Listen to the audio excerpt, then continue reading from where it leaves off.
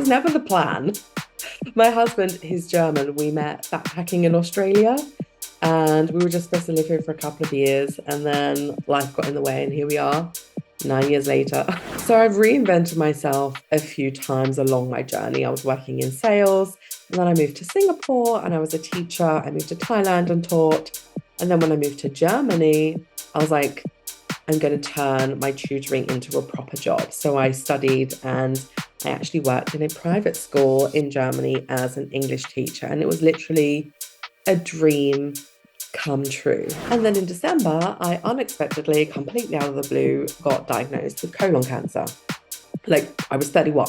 It was just, it rocked my world. Life is just too short, and we only have one life, and we really do have to live it. So staying stuck is not the way to go. Exactly. And I think, like, my biggest learning from battling cancer was that your tomorrows are not guaranteed. So you owe it to yourself to really create a life that you adore. That's your superpower. That's my superpower, like cutting through the bullshit to the heart of the matter and recognizing what's the most important thing to you so that you can go after it, because it all comes down to you having the confidence and the belief in yourself, your skills, your abilities, your worthiness.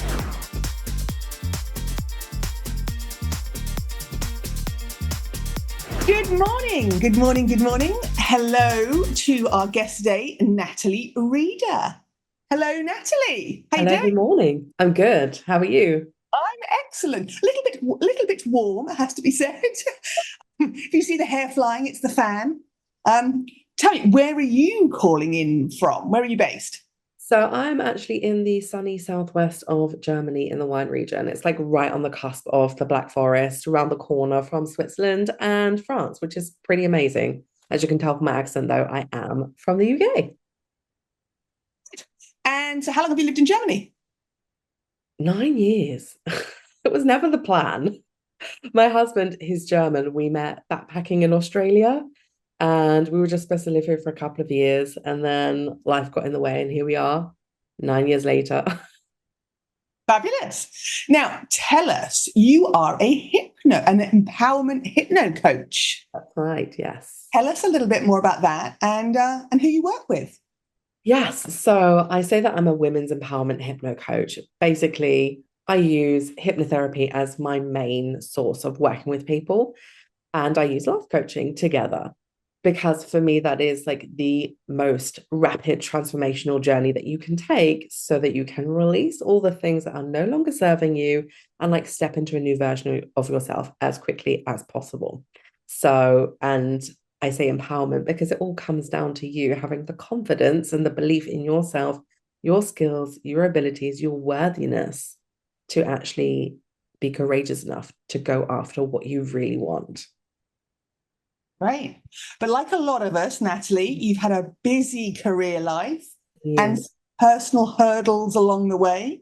So you weren't always a hypno coach. Mhm. Tell us a little bit about your before. What did you Yeah. do? Who were you? So I've reinvented myself a few times along my journey. I was working in sales, and then I moved to Singapore and I was a teacher. I moved to Thailand and taught.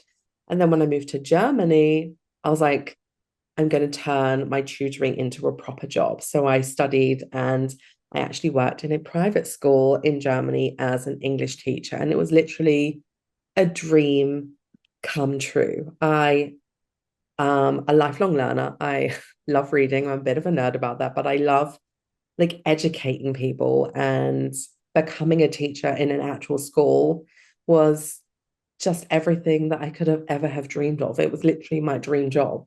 What was it about it that you liked? For me, it was that moment of sharing some kind of knowledge or learning and seeing that spark, that aha moment, that moment when like a child got it. Watching that was just like so empowering to me and so fulfilling for, like, for me to feel like I had a purpose, because like from that moment I knew that they got it and they felt confident in themselves. Like it wasn't just like, learning something to pass an exam. That was, I mean, obviously it's part of my job, but for me the fulfilling part was watching these children grow and develop and feeling so confident in themselves and their abilities. And that like spark, that aha moment was like the moment that I lived for, really. So you're not doing that now. No. What was the bad stuff about that job that kind of took you away from that? So Because the it's like you teaching, loved it. yeah, the teaching, I love the teaching. It's all the shit that comes with it. It's the baggage, the parent teacher conferences. Like a lot, unfortunately, a lot of parents are kind of entitled or they're expect so much from like the school as well, expected a lot from their teachers, all unpaid, of course. You So like think, all of the extracurriculars, all of that kind of stuff. And like there was just more and more pressure because at the time I was not married, like I was engaged, but I also didn't have any children. And so there was an expectation that I would pick up more and more things. And when I asked for remuneration, like I was shot down and they were like horrified that I had even brought up the idea of money because like here at this school we work from the heart and we are leading young minds. And I'm like, cool, well, that didn't pay the bills. Like at the absolutely. moment, I'm supplementing my salary as a teacher, as a tutor. Like I had two jobs because you are underpaid. And that was really like it's a high stress level job. Like you've got a lot of pressure on you, a lot of expectations. And like I worked with my heart, but I'm also like believe in being paid what I'm worth. And yeah, that was a I little totally, yeah, and I contentious. think, you know what, since COVID, as parents, I Mm, think everyone, if you didn't before, you really appreciate teachers a lot more now because when you're stuck with them all day and you've got to do, the learning and you realize like how difficult it is and you've only got your own and yeah. having a whole classroom, and now during the summer holidays, everyone's kind of pulling their hair out, and the poor teachers are probably going, "Oh, this is great," but they've probably already got anxiety about going back to work again. Yeah, you're already lesson planning. Like So, was there a specific moment or a catalyst or something that happened to make you go, "This yeah, is my moment. I'm going to change"? it was it was a series of things that led to one big catalyst. So I started my dream job in September 2017. And it was great. And then in December, I unexpectedly, completely out of the blue, got diagnosed with colon cancer. Like I was 31. It was just, it rocked my world. So I missed a year of work having, surgery and treatment and everything. And they were so supportive and so understanding. And then I went back to work, and then the cancer came back, which was, I'm sure you can imagine, like Horrific. terrifying, being told, hey, you're stage 4. There's like, we'll do treatment, but we don't know if it's going to work or not. I decided to continue working, and the school were really supportive of that. Like on the weeks that I had chemo, I didn't work. They had like a substitute teacher coming in, and then I went in. Like they really worked with me, and I felt really valued and seen. Um, and then after that, when I came back to work properly, I had been told that would be almost impossible for me to have kids because of the chemo and everything like that. And you can imagine how heartbreaking that was. And then I found out I was pregnant. Amazing, right? For me, he was my miracle baby, Of but it was like my pregnancy was like rife with a lot of anxiety. I had to go and see a lot of specialists, I have a lot of tests done to make sure he was okay, that there wasn't any complications, that there was nothing wrong with him because of the chemo and all of that. And like I missed a lot of work because I was also like really, really bad morning sickness, and a lot of anxiety about being pregnant. And then COVID hit. So you can imagine I'm not enjoying this pregnancy because I've got this fear of I'm not going to be able to carry the baby to term. I don't know what's going. And then COVID hit, and my school, I got a call from them on a Sunday. I was out like walking through the Black Forest with my husband, and I got a call from them, and they said, yeah, so you're in the high risk category because you're pregnant, but we don't think it's a really big problem. So we want you to come to work, but we want you to sign a form that says you recognize that you're a high risk category and you waive your rights, basically. And that was kind of the beginning of the end for me. what happened to all the supportiveness? Right? It's like, okay, you had cancer, we'll support you. Oh, but a baby, how dare you? And then there was a lot of uncomfortableness with colleagues. Um, and they would like very naughty. They were still having assemblies and they wanted me to be there. And I was like, I'm not going in a room with like that many kids. Are you kidding me? So my doctor signed me off and I enjoyed the rest of my pregnancy, had a baby, and then I went back to work after a year, thinking that things had changed and it would be great. The transition back to work was definitely challenging with having a 1 year old like in daycare. And I'd spent the whole time with him during COVID and then going back to work. And basically, a month after I got to work, I got pregnant again. Wow. Yeah.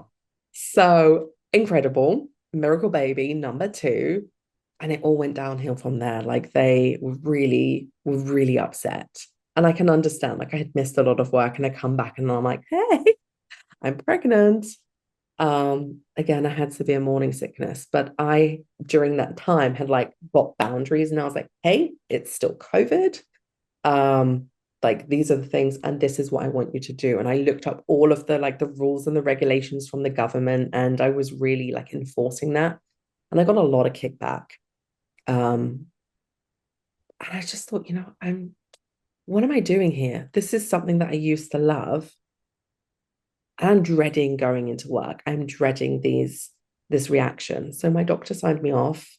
But it's um that sort of work-life balance and things change, isn't it? You have moments when your career is more important, yeah, and then when you have a family or something happens, then you know the balance tips the other way, and you just have to it is. pick your priorities, don't you? Exactly. And I think like my biggest learning from battling cancer was that your tomorrows are not guaranteed. So you owe it to yourself to really create a life that you adore. And there I am, having everything I've ever dreamed of, like falling into my lap. Like we during this time we found and bought our dream apartment. I'm literally living the life of my dreams apart from this one thing at work. So when my doctor signed me off, and the great thing is like I got like my full salary. So I was sitting at home and I'm like, well, I'm not going back. No. So what What's do I do? I had all of this time available and I'm somebody who likes the energy of doing something. I'm just not going to stay at home and like, I don't know, stuff my face watching TV. Like I have to do stuff. So I did a lot of soul searching. I tried and dabbled in lots of different things. Um, I remember having a really clear conversation with one of my girlfriends because I'm always the go-to person for people for advice. And I kind of like cut straight to the heart of it. I cut through everyone's bullshit. And I'm like, well, what do you really want? And so we were talking about that. And she was like, you could do that as a job, right? And I was like, that's your superpower. that's my superpower, like cutting through the bullshit to the heart of the matter and recognizing what's the most important thing to you so that you can go after it. And then I thought about like my experience going through cancer and I had support, like holistic health wise, not just the medical team, but I did mindset work, I did meditation, I had hypnotherapy, art therapy, dance therapy, like you name it, I did it. And it just kind of clicked one day. And I was like, I can take those experiences that I have been through and I can train and I can like marry them together in my own unique like way of helping women to create lives they adore. Because like you shouldn't have to go through something really traumatic like cancer, or you shouldn't have to have something happen that's so bad until you finally like enough is enough. Life's too um, short. Life is too short. So like you need to live it. So I spent my whole pregnancy training basically. And even I gave birth. The day after I gave birth, I was in the hospital and I had a training call. And my husband's like, you're not going to do it, are you? And I was like, well, nobody else is in the hospital room. The baby's sleeping. I may as well. Like, otherwise, I'm going to have to catch up anyway. I don't want to miss it, have to wait another year to finish. So I was in hospital and I did a training and everyone thought I was like Looney Tunes. Like they thought that, but I was like, but I'm loving what I do. It's not work for me. And I think that's important, right? Well, when you love what you do, Isn't it? When it you're doing doesn't something feel you like love, work. you know. Yeah. So yeah, I spent like the whole year studying to be a hypnotherapist and life coach. I do a lot of other modalities, but like those are the primary two. And yeah, then I had my baby and then I sort of spent like her first year of life trying to find that balance of setting the foundations of my business, but also like being present as a mum to now. So she's now turned 1 and my son is 3. So yeah, it's been a journey. How does your life compare now to how it was? What would you sort of say were the the biggest changes or Everything, just everything has completely changed because when I had my son and I went back to work, because we only had one car, my husband needs it. So I was commuting and I had to take a bus, a train, and 2 trams to get to work. So in the morning, every morning was stressful, like running to drop him off to get the bus. And if I missed any connection or they were late, then I was late. So I used to start every morning with stress and then dread about the anticipation of these awkward conversations with colleagues. And now I start my morning, it's so leisurely. I drop the kids off and I go on my morning walk through the vineyards. And I come home and I have my morning routine. And it's so, so amazing. Like I feel so much gratitude for every day that I get to set my own schedule and I am my own boss and have to report to anybody. it's the freedom to choose and to be flexible with everything you want to do? And that's one of my core values is freedom and family time. Like those are the most important things to me. So yeah, being able to have a business and actually earn money and support myself and not have to like juggle other people's wants and needs above my own, above my own family is it's priceless. Absolutely. So in hindsight, wonderful thing. We all Mhm. looking back, is there anything you'd have done differently? Yeah, I think when I saw some red flags early on, I would have got out sooner. I think I made a lot of excuses because of how supportive they'd been during the cancer. But then after that, it was like a complete 180. And I just kept reminding myself, like, oh, but they used to be so good. And I kept making excuses, even though my mental health was deteriorating. My relationship with my husband was deteriorating because I was really like short with him and like really like angry and like resentful.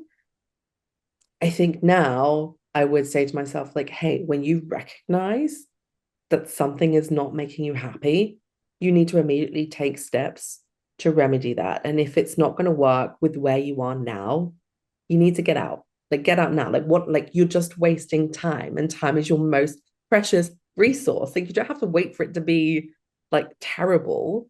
You know, But God, it's that that's something I fear haven't. holds us back from doing that because you kind of think, what if it's worse? Or what if, what Yeah, if? yeah, but like you can play the what if game for every scenario. You're always like, we have these phrases like, oh, well, the grass isn't always greener. And it's like these are phrases that keep you stuck. Like, what are you going to lose if you try something out? Like, you don't know until you've given it a go, until you've tried. But like where you are is not going to change. If anything, it might deteriorate. So I might just do it if you're not happy. Final words of wisdom then. Anyone else in a similar situation who's feeling like, oh God, yeah, that's me. I'm feeling a bit stuck, or I'm not totally in love with my job anymore, or what would you say? I would say if you are feeling like you are so unhappy that you are stuck, then you need to change. You need to change your environment. You need to change your mindset. You need to be empowered by other people. You need to go after something that's going to light you up because you're not going to open new doors with an old mindset, right? So you just need to go after it. Have the courage to take that step. You will not regret it.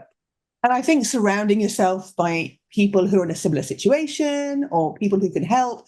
I mean, there's so many of us out there who have gone through or are going through a similar thing that Yeah. when you're going through it, you think it's just you. And once you're out, you go, oh my God, there's like millions of us all Yeah, think. there are so many. And it really is helpful when you're drawing like the tribe of people who Mhm.